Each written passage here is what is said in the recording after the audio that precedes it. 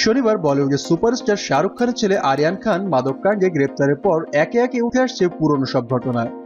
কখনো জানা যাচ্ছে আরিয়ানের জন্মের পর শাহরুখ খান রসিকতা করে বলেছিলেন, আমি চাই আরিয়ান মাদকাসক্ত হোক, শারীরিক সম্পর্কে লিপ্ত হোক এবং প্রেম করুক।